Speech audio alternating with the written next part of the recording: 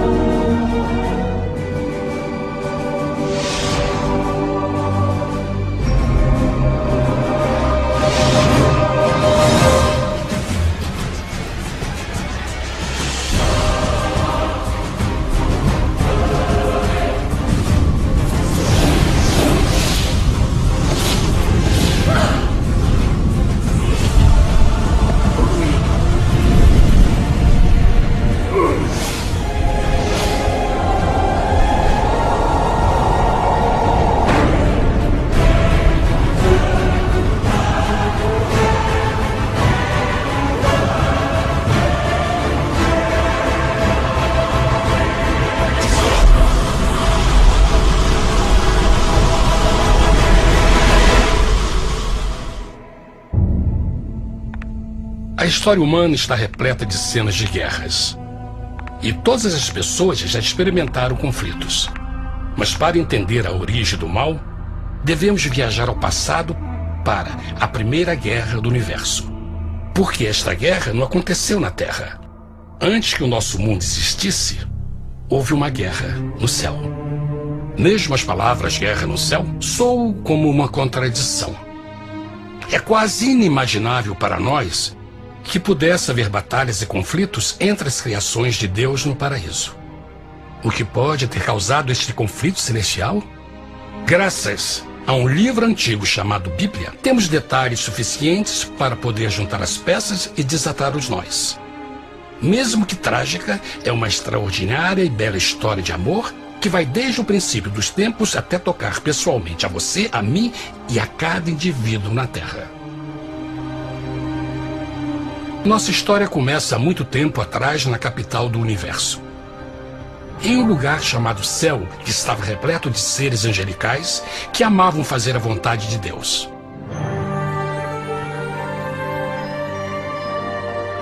Sob o justo e amoroso governo do Criador, todo o céu desfrutava uma existência de felicidade e perfeita paz.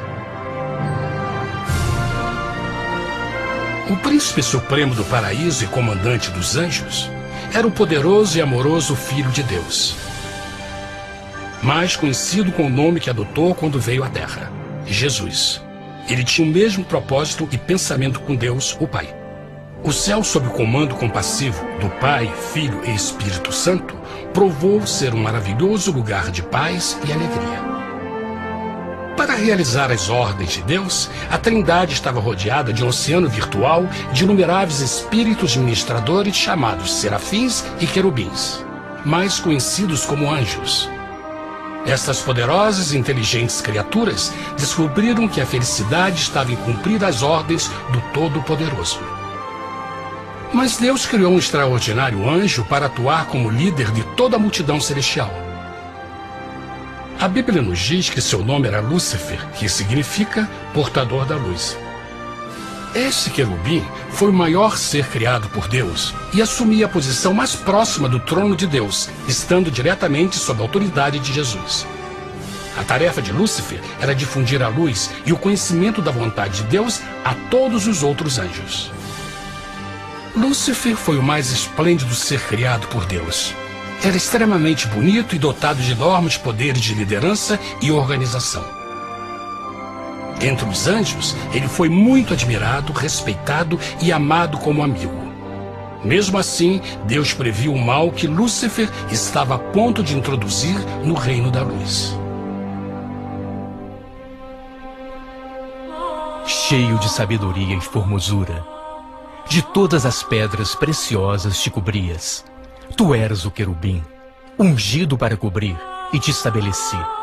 No monte santo de Deus estavas, no meio das pedras afogueadas andavas.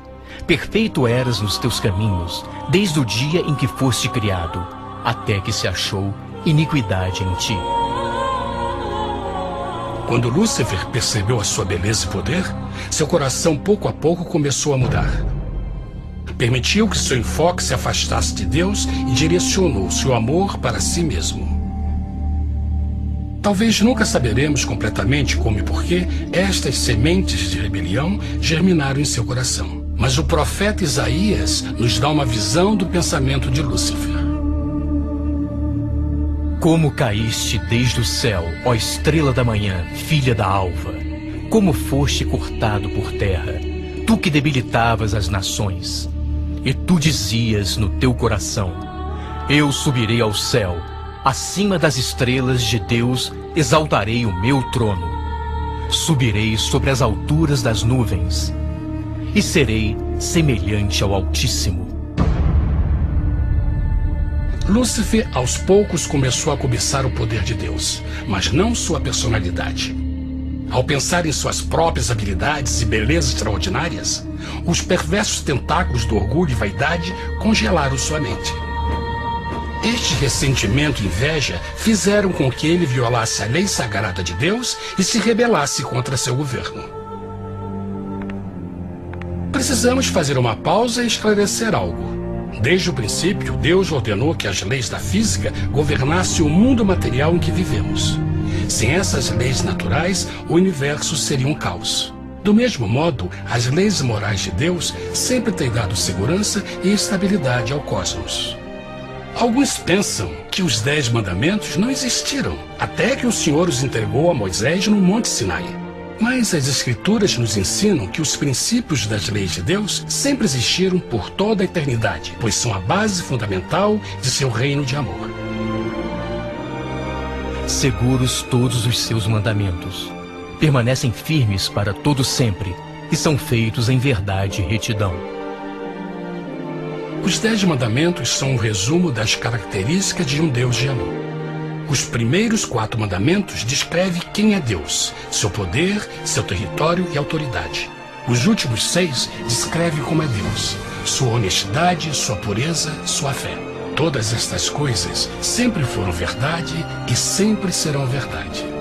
Agora, pela primeira vez na história da eternidade, Lúcifer começou a violar estes princípios perfeitos.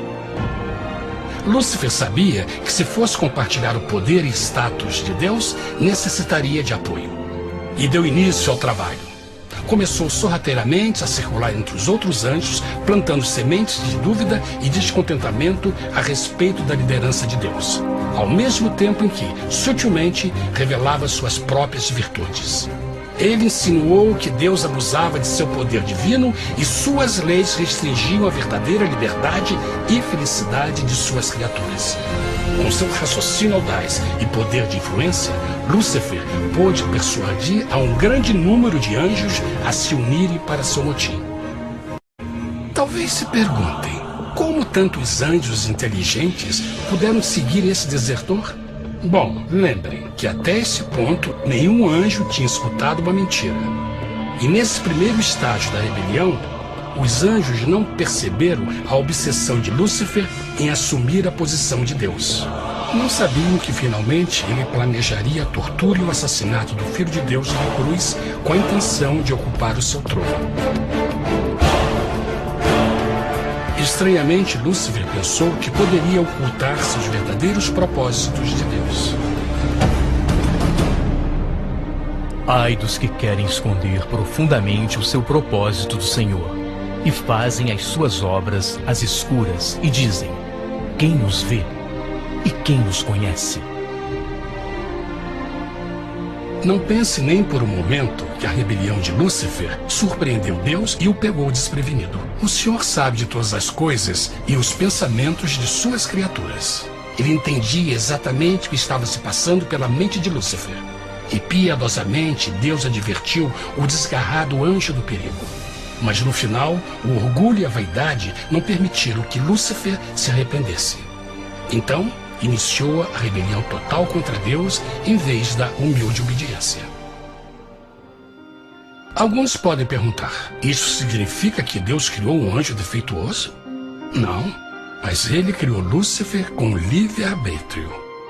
Verão que o livre-arbítrio é uma coisa maravilhosa, mas também muito perigosa, incluindo o risco de uma rebelião e a possibilidade de que o amor de Deus seja rejeitado. Vejam que o amor real não pode vir de uma criatura pré-programada e não pode ser forçado, deve ser voluntariamente dado. Por exemplo, mesmo que seja bonito este cachorro robô, na verdade, nunca poderá amar-me. Posso fazer que pareça que me ame, mas só estará seguindo instruções pré-programadas. E que opção? Por outro lado, este pequenino está realmente feliz em ver-me. Ele decidiu dar-me seu afeto. E com o tempo, nossa relação se fará mais forte, enquanto eu ame e cuide bem dele. Do mesmo modo, um Deus de amor só quer amor verdadeiro de suas criaturas. E para que isso aconteça, elas precisam ter o livre-arbítrio. A rebelião de Lúcifer é a maior evidência de que ele tinha esta liberdade. Agora, a grande pergunta é: como Deus enfrentaria esta crise? Como lidaria com Lúcifer e com os milhões de anjos que se uniram nessa rebelião? Muitos questionam: por que Deus não acabou imediatamente com a rebelião? Afinal, ele poderia facilmente vaporizar Lúcifer com um raio. Mas isto teria solucionado o problema? Não, pelo contrário. Isso só teria intensificado as dúvidas e suspeitas que Lúcifer havia plantado na mente dos anjos. Lembrem que Lúcifer sabia, como ninguém mais, da engrenagem interna do governo de Deus. Sua destruição seria vista como parte de uma grande armação, e a razão que o motivou a servir Deus teria sido o medo da represália e não o amor. O Senhor sabia, na sua sabedoria, que a melhor forma de enfrentar a crise era permitindo que tudo seguisse o seu curso. Esta seria a única forma de se assegurar que o mal não se ergueria outra vez. Deixai crescer ambos juntos até a ceifa.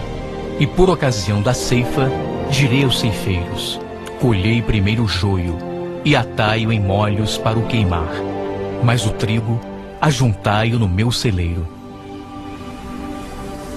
Na parábola do joio e do trigo, Jesus descreve que um tempo de crescimento é necessário para que uma planta revele sua verdadeira natureza.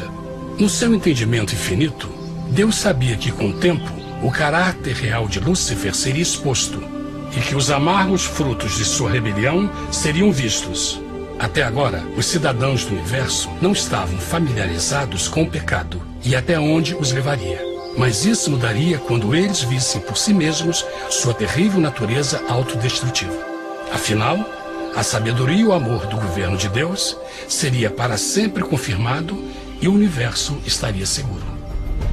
Quando Lúcifer e seus seguidores revelaram abertamente sua rebelião, o Senhor soube que não haveria paz se permitisse que eles ficassem no céu.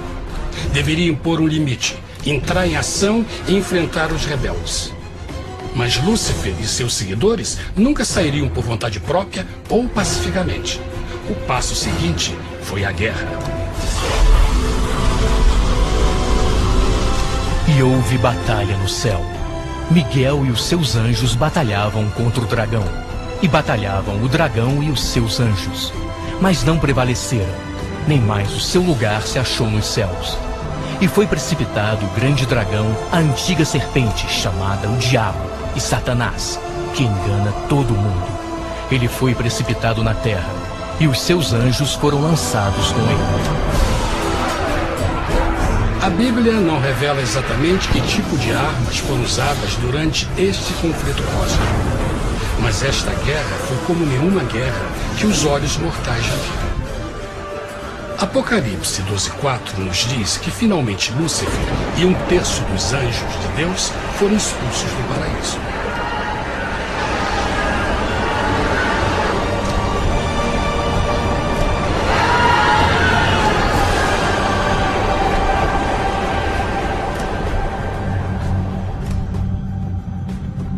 Mas e agora? Lúcifer tinha milhões de anjos ao seu lado, mas precisava de um pedaço de chão para continuar sua rebelião. Rápido, muito rápido, o universo começou a entender o quão doloroso e caro o pecado poderia chegar a ser. Mas a guerra não tinha terminado, apenas começava. Lúcifer, o portador da luz, agora virou Satanás, o adversário.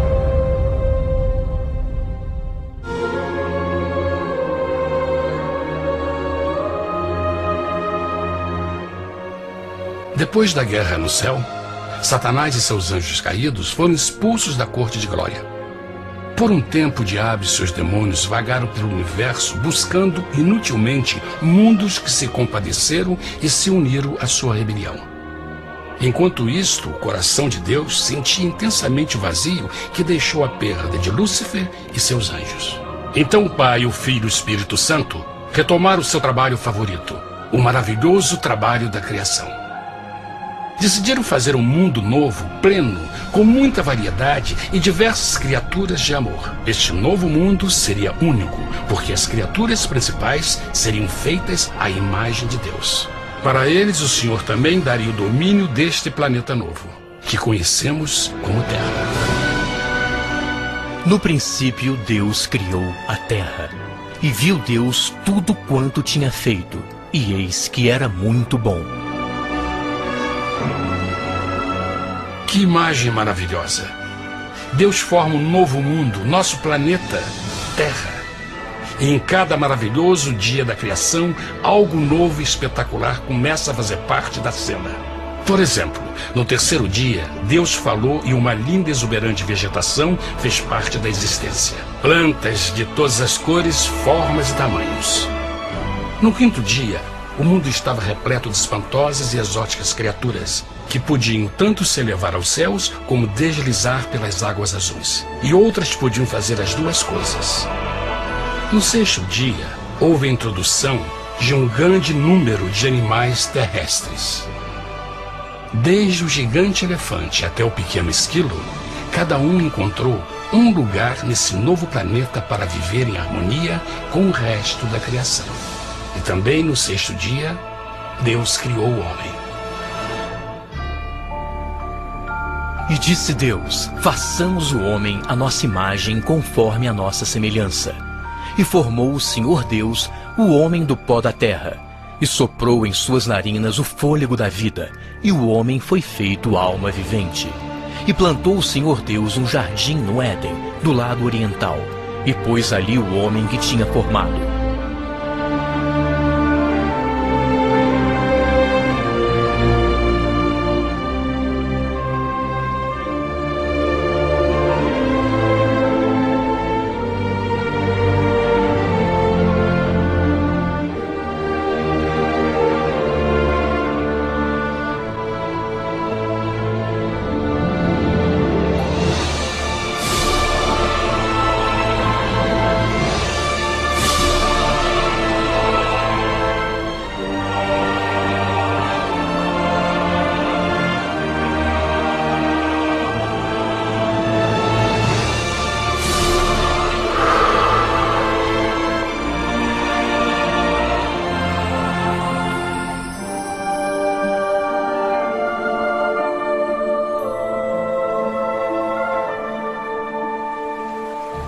Mas que grande honra ser criado à semelhança de Deus, ser um indivíduo com liberdade de pensamento.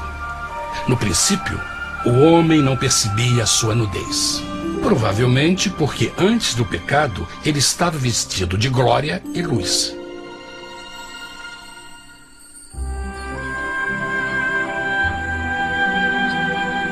Deus também criou a companheira perfeita para Adão, sua bela esposa Eva.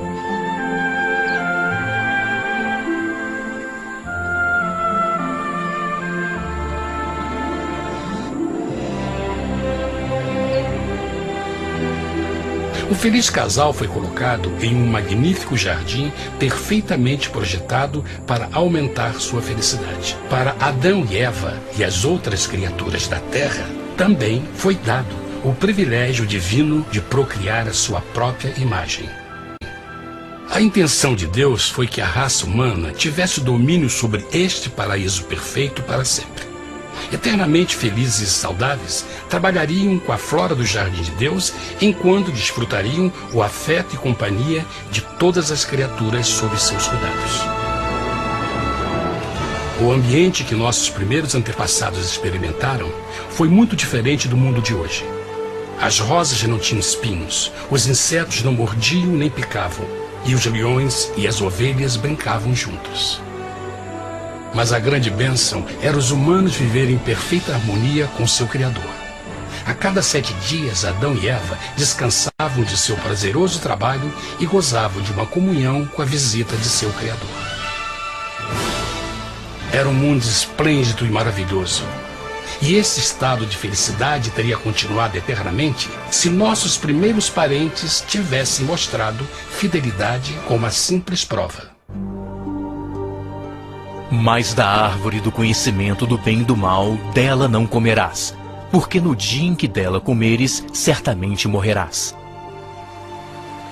Visto que o adversário havia contaminado o universo com sua rebelião, o Senhor viu a necessidade de uma simples prova de amor e lealdade. Lembrem que os anjos bons acabaram de ver 1/3 de seus amigos serem expulsos do céu durante a guerra. Como estariam seguros de que esses novos humanos não se uniriam a Lúcifer e causariam problemas? Então o Senhor plantou uma árvore no jardim, uma árvore cujo fruto não deveria ser comido sob pena de morte. Ao passar por esta simples prova de obediência, Adão e Eva mostrariam a lealdade para com Deus e a fé em sua palavra. Ainda mais, era uma prova de amor. Por isso, Jesus disse em João 14, se me amais, guardais meus mandamentos. Mas alguém mais soube desta prova de fé e estava determinado a usá-la em seu favor. Satanás estava com inveja dos humanos que desfrutavam da bendita vida que ele perdeu. Sua feliz existência estava em total contraste com a sua, que agora estava cheia de culpa, pecado e miséria. Com ressentimento e raiva, não estava disposto a deixar o casal em paz, pois o pecado sempre buscará arrastar a outros consigo.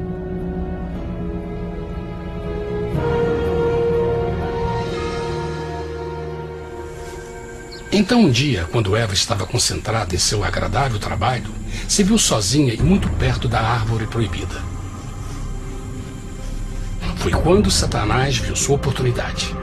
Através de uma serpente hipnotizante, o anjo caído chamou Eva até a árvore e a envolveu em uma conversação.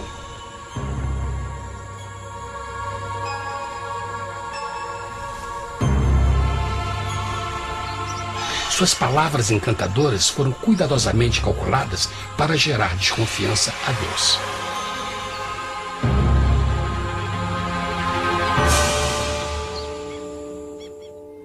A serpente replicou à mulher, de modo algum morrereis.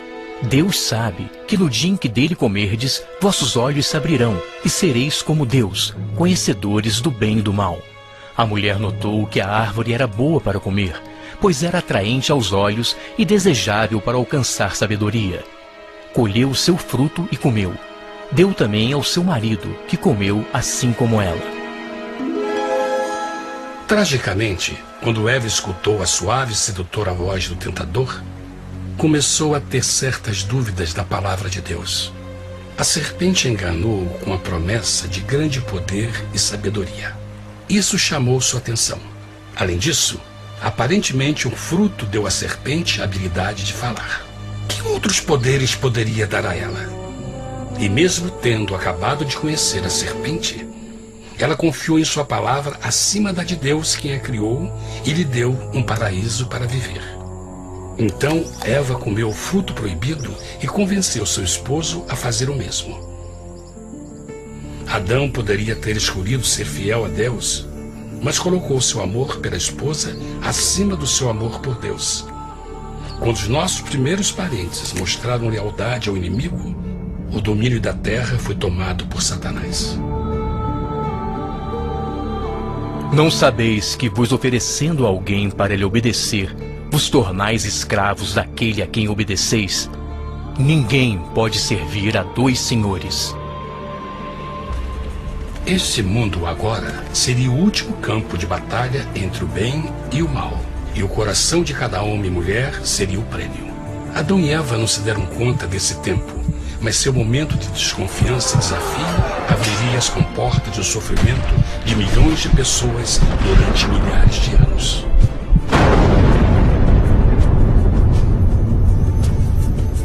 Portanto, como o pecado entrou no mundo por um homem, e por ele a morte, e assim a morte transmitiu-se a todos os homens naquele em quem todos pecaram. Nossos primeiros parentes logo enfrentaram o terrível resultado de seu pecado. Em estado santo, Adão e Eva resplandeciam com túnicas de glória. Depois de pecarem, suas túnicas naturais de luz se desfizeram e eles ficaram mortificados com a sensação de sua nudez. Vergonha e temor tomaram o lugar de sua alegria e paz e trataram de cobrir sua nudez com folhas. Agora eles se encontravam sob constante influência do diabo. Ao ceder à tentação, debilitaram sua natureza, e Satanás ganhou poder sobre a humanidade. As pessoas não podiam resistir às tentações do diabo com sua própria força. Por último, e o mais aterrador, se encontravam vivendo sob a pena de morte iminente. Deus havia advertido que a desobediência traria a morte. Já tinha experimentado a morte espiritual. Quanto tempo passaria para sofrerem a morte física também? Nesse ponto, seu futuro não tinha nada mais que escuridão e desespero. Tendo expulsado o homem, colocou diante do jardim do Éden os querubins com o cintilar da espada flamejante, para guardar o caminho da árvore da vida. Como o pecado provocou a expulsão dos anjos caídos de seu lar celestial, agora pela desobediência, Adão e Eva foram tirados de seu jardim, seu lar no paraíso. Tudo à sua volta estava mudando rapidamente, e a humanidade se encontrou suscetível às dores, doenças e finalmente à morte. Até os animais e plantas estavam infectados pela terrível maldição. Os espinhos e cardos agora pareciam árvores e flores, e os animais que antes eram gentis começaram a se matar e a devorar uns aos outros.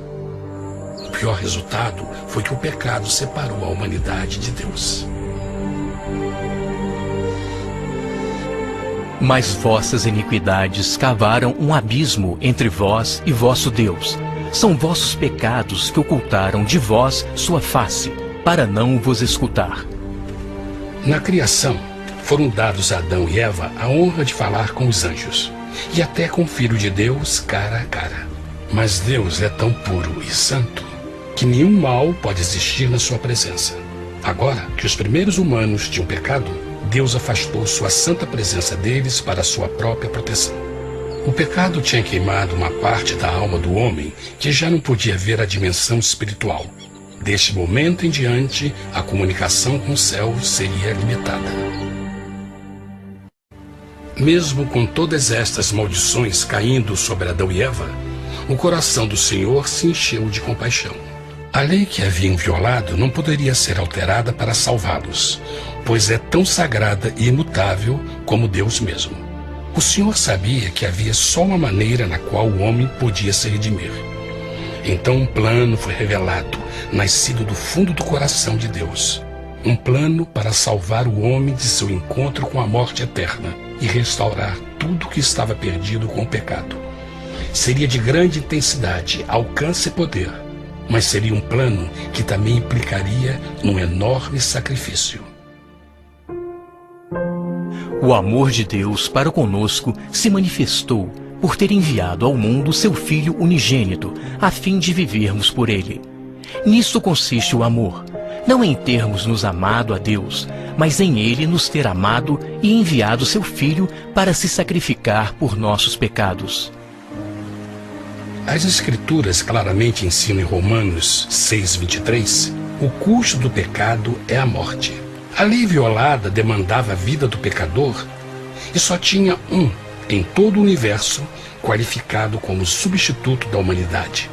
O Criador só podia pagar a dívida de suas criaturas tomando seu lugar. Então Jesus Cristo, o Filho de Deus, concordou em deixar a pureza, glória e segurança do céu.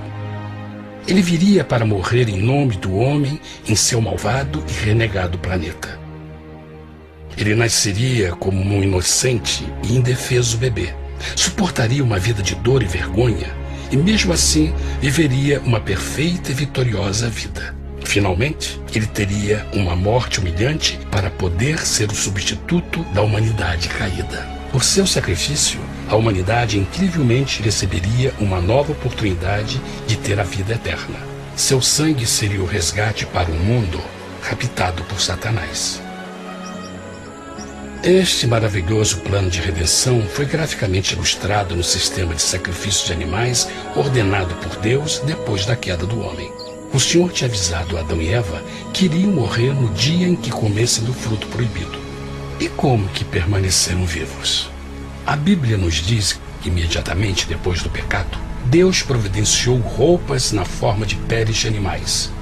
É bom notar que o Apocalipse se refere a Jesus Cristo como a ovelha que foi morta desde o princípio do mundo.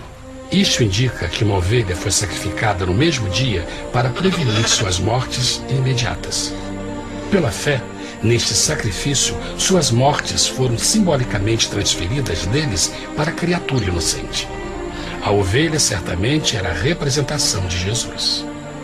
Assim, um raio de esperança foi dado em uma situação de escuridão e desespero. Através do arrependimento e a fé no sangue do Messias, qualquer humano poderia uma vez mais ser filho de Deus.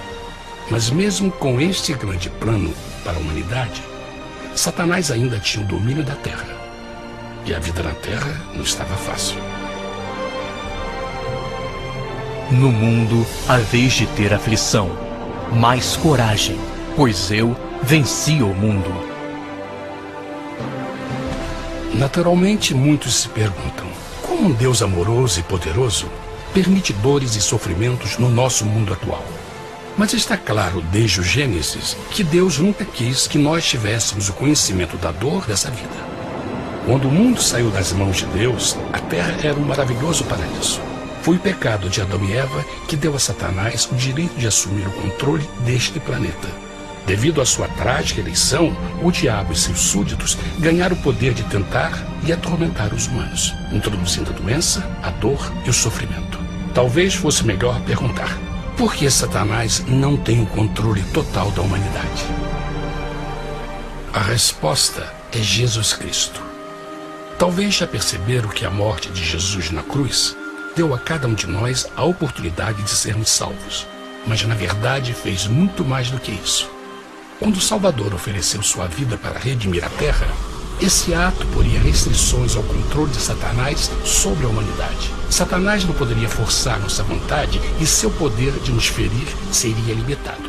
O sacrifício de Cristo também nos trouxe um tempo de prova, durante o qual poderíamos ver a diferença entre o governo de Deus e o de Satanás, e então decidir a quem servir. Finalmente, pelo sacrifício que fez Jesus, o reino de Satanás chegará ao seu final, e um dia a terra será devolvida ao homem mais maravilhosa do que era no princípio. Mesmo Adão e Eva tendo começado suas vidas como exilados do paraíso, ainda tinham esperança. Deus providenciou peles de animais sacrificados para se cobrirem. Mas o mais importante, ele prometeu o sangue do Cordeiro de Deus para pagar por seu pecado, se aceitassem a Cristo e se arrependessem. Uma grande pergunta permanece: as pessoas aceitaria o grande presente de Deus? Como escaparemos se agora desprezarmos a mensagem tão sublime da salvação? A incrível história que acabaram de escutar é verdade e afeta vocês. Pois, pelo desejo de Satanás de ser Deus e a desconfiança e desobediência de Adão e Eva, todos nós nos encontramos em uma situação perigosa. De um lado, a humanidade foi grandemente favorecida por Deus com uma segunda chance de recuperar nosso lugar no Éden. Por outro lado, se nós desistirmos de aproveitar esta grande chance, nos tornaremos escravos de Satanás e finalmente seremos destruídos quando Deus limpar o universo do pecado. Amigos, não há melhor hora de fazer sua escolha por Jesus do que agora mesmo. Nenhum de nós sabe quanto tempo mais teremos que viver nesta terra. Jesus nos tem mostrado grande interesse no seu bem-estar e seu amor por vocês o levou a providenciar uma maneira de escaparmos de uma futura destruição. Ele quer que você o aceite e se arrependa de seus pecados. Através de Cristo, pode encontrar o perdão para tornar-se como Ele em caráter. A triste notícia é que Satanás atua de todas as formas possíveis para evitar que aceite o presente da salvação de Deus.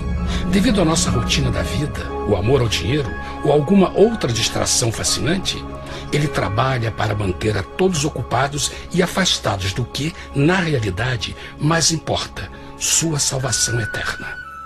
Para que entenda a realidade da situação e que se você não escolhe a Jesus por omissão, está escolhendo a Satanás. Mesmo que a terrível escolha de Adão e Eva nos traga morte e miséria, vocês agora podem tomar uma melhor decisão. Deus está oferecendo uma paz que satisfaz o anseio mais profundo de sua alma e uma alegria que não encontrará nas atribulações deste mundo. O desejo que tem o coração de Deus é que seja salvo e esteja com Ele no paraíso. Mas o único que pode mantê-lo fora do céu é você. Imagine a tragédia que seria se você recusasse este precioso presente. Você pode decidir hoje e aceitar a salvação que Deus prometeu. Na verdade, nesse momento, pode aceitar a vida eterna através de Jesus Cristo. Posso convidá-lo para que acompanhe agora mesmo em uma simples oração, aceitando sua maravilhosa oferta? Por favor, repita depois de mim. Querido Pai Celestial, venho a Ti agora e humildemente pedir Teu perdão. Senhor, confesso que sou um pecador e violei Tua santa lei. Entendo que a pena por esse pecado é a morte. Acredito que Jesus Cristo sofreu e morreu na cruz para receber o castigo por todos os nossos pecados. Acredito que Jesus ressuscitou e eu o aceito como meu Salvador pessoal.